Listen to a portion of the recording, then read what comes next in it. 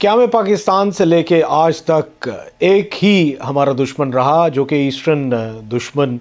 جس کو کہ ہماری طرف سے تو کئی بار یہ کہا گیا کہ ہم نہیں چاہتے کہ وہ دشمن بنے، لیکن اس کے ذہن میں ایک ہی چیز چلتی رہی پاکستان کے بارے میں، اور وہ یہ تھا کہ اس نے ہمیشہ ہمیں دشمن سمجھا۔ ایک مخصوص سوچ ہے بھارت میں جس کو کہ ہندتوا آئیڈیالوجی کہتے ہیں، جو کہ ہندتوا سوچ ہے، اور یہ آج تو ہمیں نظر آتی ہے پرسسٹ کرتی ہوئی بھارت میں، لیکن اس کا جو قیام ہے یہ 1920s سے شروع ہوا، جس وقت سے کہ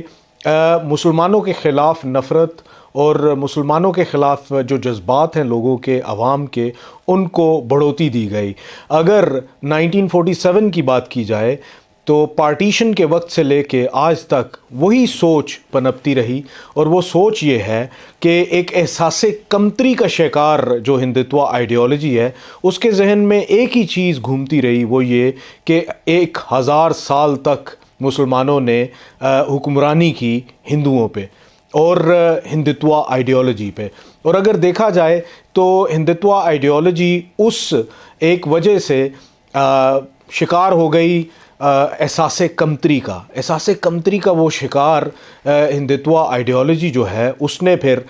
1960s میں کوشش تو اس نے پہلے دن سے ہی رکھی، 1948 سے اس کی یہی کوشش رہی کہ ایسٹ پاکستان کو علیحدہ کیا جائے، لیکن جو انیشل لیڈرشپ تھی پاکستان کی، ایسٹ پاکستان کی ہو یا پھر ویسٹ پاکستان کی ہو، نیشنلزم اور patriotism was at its peak. لیکن آنے والے وقتوں میں کیا دیکھا گیا کہ 1965 کی وار، جس میں کہ آپ کو بہت اچھے طریقے سے پتہ ہوگا کہ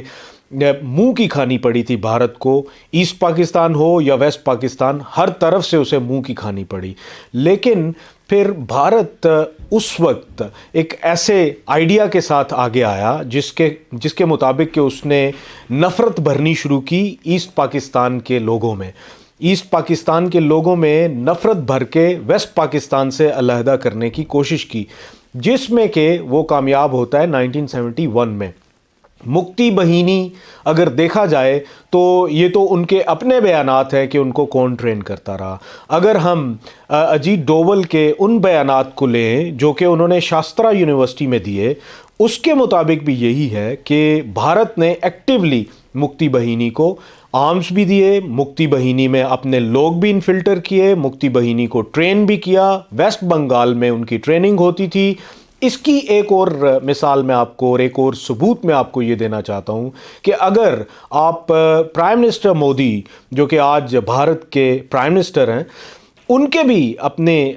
بیانات سنیں جو کہ مختلف جگہ پہ بھاشن دیتے ہوئے وہ یہ کہتے ہوئے نظر آئے، تو وہ بھی یہ کہتے تھے کہ 1970s میں اور 1971 میں وہ خود ایسے لوگوں کو جو کہ بنگال سے اس طرف مکتی بہینی کے آتے تھے،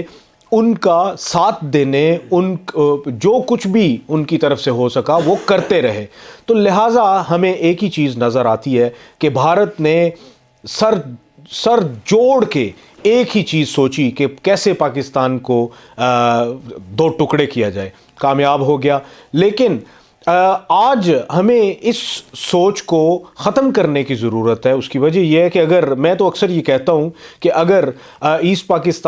پاکستان سے علیحدہ بھی ہو گیا تو پھر بھی وہ جو دو قومی نظریہ ہے وہ تو ختم نہیں ہوا۔ دو قومی نظریہ کے مطابق وہ آج بھی مسلمان ملک ہے، بنگلہ دیش آج بھی مسلمان ملک ہے، میجارٹی مسلمان ملک ہے۔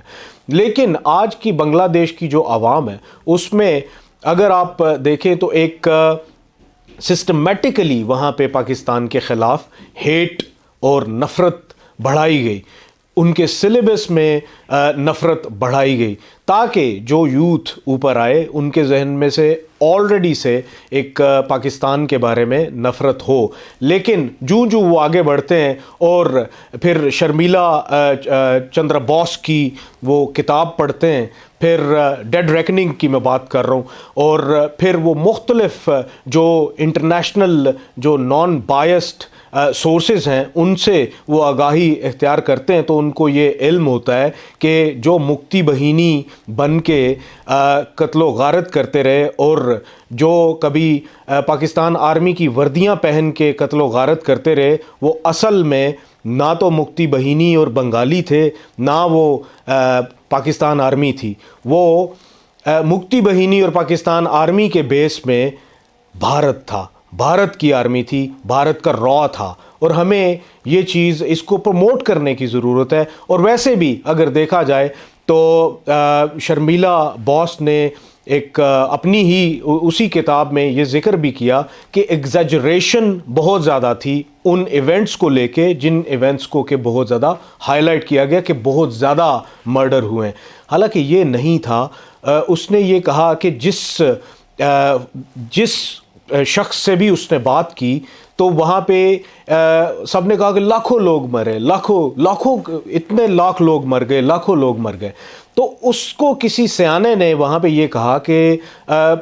بنگلہ دیش میں سب کی عادت ہے کہ جب بھی کوئی کسی چیز کے بارے میں کچھ کہنا چاہتا ہے تو وہ لفظ لاکھوں کا استعمال ضرور کرتا ہے. تو لہٰذا اگر ڈیپ ڈاؤن دیکھا جائے تو جو ریپ کیسز تھے ان کے بارے میں جب اس نے پروب کیا تو اس کو ایک بھی سٹوری نہیں ملی. اور وہ جس کے پاس بھی جائے تو وہ کہے کہ میں فلاں کو جانتی ہوں، فلاں کو جانتا ہوں، اس کے ساتھ ریپ ہوا. حالانکہ ایسی بالکل بھی کوئی حرکت نہیں. اکا دکا شاید کہیں ہو گئی ہوں. ادروائز اگر دیکھا جائے تو شرمیلا نے یہ اپنی کتاب میں لکھا کہ ہاں اس کو کچھ ایسے انکاؤنٹرز ضرور نظر آئے جس میں کہ بنگالی عورتوں سے پاکستان آرمی کے جو جوان ہیں انہوں نے شادیاں کر رکھی تھی. کچھ آفیسرز نے بھی ان کی جو بیویاں تھیں وہ بنگالی عورتیں تھیں، تو وہ تو عزت کے ساتھ رکھا تھا. لیکن یہ جو سارے کا سارا پروپیگنڈا تھا یہ بھارت کی طرف سے پینیٹریٹ کیا گیا تھا. اس طرح کے پروپیگنڈا جو ہیں وہ آج بھی ہمارے خلاف کیے جا رہے ہیں. اگر آپ ویسٹرن بارڈر کو لیں، کیونکہ بھارت کی ہمیشہ سے کوشش رہی کہ پاکستان کو وہ ٹو فرنٹ پہ بزی کر سکے. اگر ویسٹرن بارڈر پہ بھی بزی کرے گا تو پھر اس کے لیے ایسٹرن فرنٹ پہ لڑنا بہت آسان ہو جائے گا. اگر ہم پچھلے 20 سال کو لیں، پوسٹ 9/11 یہ سچویشن بنی کہ بھارت ایکٹیولی افغانستان میں رہ کے پاکستان کے خلاف سرگرم رہا، جس میں کہ اگر یہ بات کی جائے کہ افغانستان کا جو سلیبس بن کے آ رہا تھا وہ بھی دلی سے بن کے آ رہا تھا، تو اس میں بھی کچھ بھی غلط نہیں. اگر آپ کو افغانستان کی یوتھ میں کوئی نفرت پاکستان کے لیے نظر آتی ہے تو وہ اس کی سب سے بڑی وجہ یہ ہے کہ یہ وہ یوتھ ہے جو کہ وہی سلیبس پڑھ کے اوپر آئی. لیکن اس کو کیا پتا کہ یہ بھارت نے جتنا بھی پیسہ لگایا اس سلیبس پہ وہ سارے کا سارا پاکستان کے خلاف نفرت بھرنے کے لیے اور ڈیورنٹ لائن کو متنازع بنانے کے لیے، تاکہ یہ جو پاکستان کی اور افغانستان کا جو بھائی چارہ ہے اس کو وہ ٹھیس پہنچائے اور پاکستان ہمیشہ کے لیے اپنے آپ کو ویسٹرن بارڈر پہ بزی رکھے. لیکن جو اللہ کر سکتا ہے وہ کوئی نہیں کر سکتا، اور اللہ نے وہ کر دکھایا جو کہ بھارت چاہتا تھا کہ ویسٹرن فرنٹ پہ انگیج رکھے پاکستان کو. اللہ کو یہ منظور نہیں تھا، اور اللہ آج ہمیں یہ دکھا رہا ہے دن کہ ہم افغانستان کے ساتھ پھر سے بھائیوں کی طرح بیٹھے ہوئے ہیں. تو میرے خیال میں آج جو اپنی یوتھ ہے ان کو ان ساری چیزوں کے بارے میں اویئر ہونے کی ضرورت ہے. BLA ہو، PTM ہو،